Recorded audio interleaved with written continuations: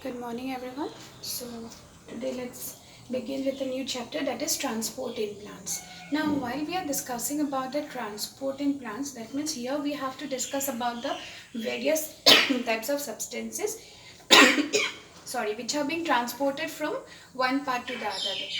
And the main things which are being transported are water, minerals, organic substances. Okay.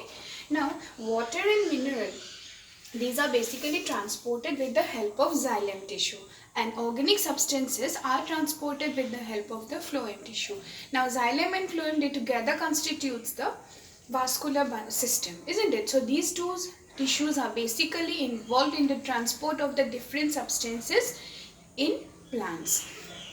Now xylem, they transport the water from the roots to the different parts, which is unidirectional flow, and the phloem, it distributes the organic food that is prepared by the leaves during photosynthesis to different parts of the plant. And this directional is bidirectional or multidirectional because from the leaves it is distributed throughout the plant body. Okay. Now the movement of xylem and phloem is considered to be a long distance transport because it moves from the tip to toe, that means from the tip of the root to the leaf portion. And the movement of or the transport of substances from one cell to another, that is considered to be a short distance transport. Okay, that is cell to cell movement is a short distance transport, and the movement through xylem and phloem is long distance transport. Now let us discuss about the different means of transport. So while we are discussing about different means, first of all we come across diffusion. Diffusion means the movement of substances, whether it is solid, liquid or gas, from a region of higher concentration to a region of lower concentration. According to the, it moves, that means the substances will move in accordance with the concentration gradient, and here no amount of ATP is required. Okay, as energy is not required, no ATP is needed here, that's why this is considered to be a passive type of transport. Okay, this is a passive transport.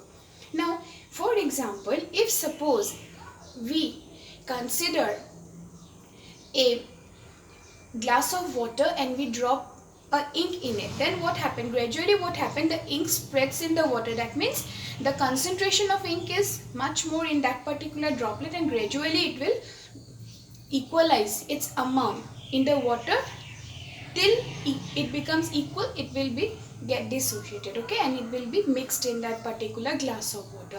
So that is called diffusion. And when diffusion is occurring, that means a pressure is being created in that particular type of cell, that is known as the diffusion pressure. And the molecules which are being moving from higher concentration, they have a particular type of energy which we call it as the kinetic energy, and that energy helps the molecules to move from one part to the other. Okay, one cell to another. Okay, now next is the membrane permeability. Membrane permeability means the permission of substances through the membrane. Now if all type of substances are allowed to pass, then we call it as the permeable membrane. If only solvent, that is liquid part, is allowed to pass, then we call it as the semi-permeable membrane. If only particular substances, selective materials are allowed to pass, that is solutes, then we call it as the selectively permeable membrane. And if nothing is allowed to pass, then we call it as the impermeable membrane. Okay. The third is the facilitated diffusion or facilitated transport. Now here facilitated, it itself indicates that here some particular mechanisms are provided which will help to carry the molecule from one part to another. Now see, if this is we consider to be the cell membrane, then here what happens, some particular proteins are present. Now this is the protein which will help the molecule to just transfer from one part to another. Okay. Now if this we consider to be the protein molecule, then what happened, the particular molecule which has to be get transferred, it is present in this side. This is the outer surface of the membrane, this is the inner surface. So it gets attached to the protein and this will just rotate in this portion. Okay, it is present first of all here, it will just rotate like that, and this molecule just get enters into the membrane. So they act as a channel for the transfer of the particular molecules. So this is called the facilitated diffusion. Now, or transport. Okay. Now, if one particular molecule is entering into the membrane in one direction, then we call it as unipole. If two molecules are simultaneously entering into the membrane with the help of the protein, then we call it as the sympole.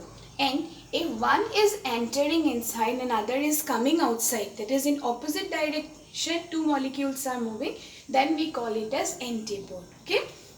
So these are the three types of movement as related to the facilitated diffusion: unipole, sympole and antipole. And you remember, this is known as the channel that maximum what happened in the membrane. The permease enzyme is basically used, which is helps in transport. If water molecule is being transported, then we call it as the aquaporins. Porins are basically the protein channels through which the molecules can pass through it. And if water is passed, then it is known as aquaporins. So these are all about just the introductory part and the basic passive transport mechanism in plants. Go through the videos and the notes. If you have any problem, then let me know.